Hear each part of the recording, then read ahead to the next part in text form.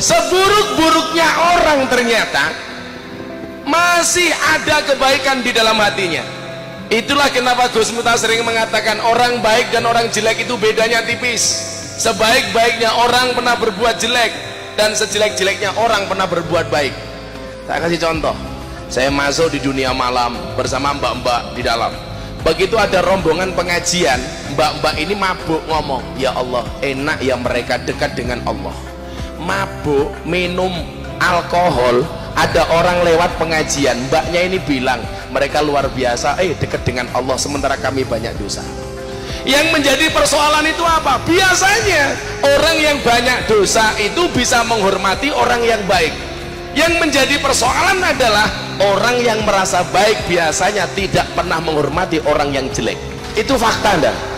Maka saya sering mengatakan apa? Jangan pernah menghina pendosa seolah-olah kamu tidak pernah berbuat dosa. Saya sering mengatakan apa? Orang baik itu kalau didatangi orang jelek biasanya meremehkan. Contoh Jumatan.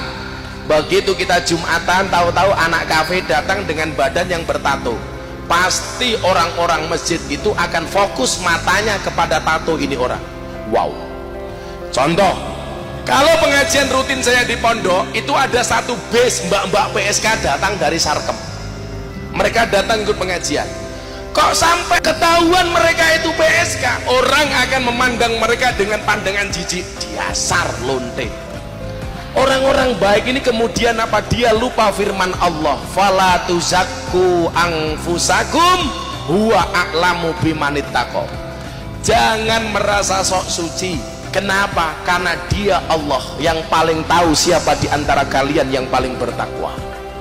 Maka kemudian pandangan yang saya pakai untuk memandang mereka dengan kacamata apa? Imam Al-Ghazali mengatakan syarat menjadi ulama itu salah satunya adalah alladzina yang duruna ilal ummah bi'ainir rahmah, yang memandang umat dengan kacamata kasih sayang. Maka saya tidak pernah membenci para peminum. Di mana-mana ada peminum saya datangi, mereka minum saya datangi. Saya banyak belajar kesetia kawanan itu dari para pemabuk. Dan wong mabuk itu setia kawan, wong mabuk itu cinta dengan teman. Bagaimana tidak begitu dia minum, ayo bro kue minum gantian. Coba kadang-kadang kita itu kiai-kiai disuruh bersatu itu lebih susah menyatukan kiai daripada menyatukan pemabuk. Beneran, beneran. Mang takon guse gitu, mang takon. Maka kemarin saya bilang kadang-kadang kita sendiri orang NU itu gak bisa bersatu ya. Banyak orang NU potensi malah kemudian dihasuti. Saya sering mengatakan begini, di NU itu kan yang sering dipermasalahkan satu masalah nasab. Ya. Saya dulu pertama kali masuk Jogja Miftah itu nasabnya siapa? Soal nasab.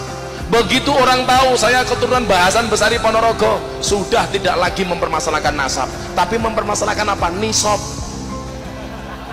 Nasab itu tidak berbanding dengan nasib, apalagi dengan nisab. Apa bedanya kiai dengan Habib? Beda. Kalau kiai itu nasab, kiai nasib. Kan gak semua anak kiai jadi kiai. Tapi kalau anaknya Habib Syekh langsung jadi Habib karena kemuliaan yang diberikan oleh Allah kepada para sayyid. Jadi mohon maaf, kita itu disuruh ngumpul, kadang-kadang kalah dengan para pemabuk. Wong mabuk keling go botol siji, mabuk bro, oke, ngumpul. Saya datangi mereka, mereka minum. Saya datang, ora bosen pokang, dereng terus no. Lama-lama malu. Jadi orang-orang yang keluar dari kafe dan dari lokalisasi itu tidak serta-merta saya pengajian mereka langsung keluar. Maka banyak orang mengatakan itu mubadir. Nanti dulu kamu bilang mubadir dari mana? Maka ketika saya interview di televisi, ada kiai bilang begini, dakwah Miftah di dunia malam itu memalukan. Jawaban saya apa?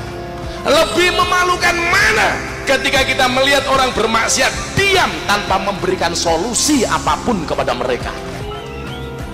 Tugas kiai itu menyampaikan rahmatnya Allah. Maka mohon maaf, relasi kiai itu siapa? Malaikat Jibril menyampaikan rahmat. Kalau tugas kiai itu menghabisi umat, jangan berkorelasi dengan Jibril, tapi korelasilah dengan Israel. Pateni wae kono, kan begitu. selama ini kita sering menjadi jaksa bagi kesalahan orang lain dan menjadi hakim bagi kesalahan-kesalahan kita. Kalau kita berbuat salah, kita bela semati-matinya, tetapi kalau orang salah, kita salahkan semati-matinya. Ini kan gila. Maka saya katakan, pada akhirnya surga itu akan ditempati oleh ahli maksiat yang mau bertobat, bukan orang yang sok suci namun pada akhirnya tersesat.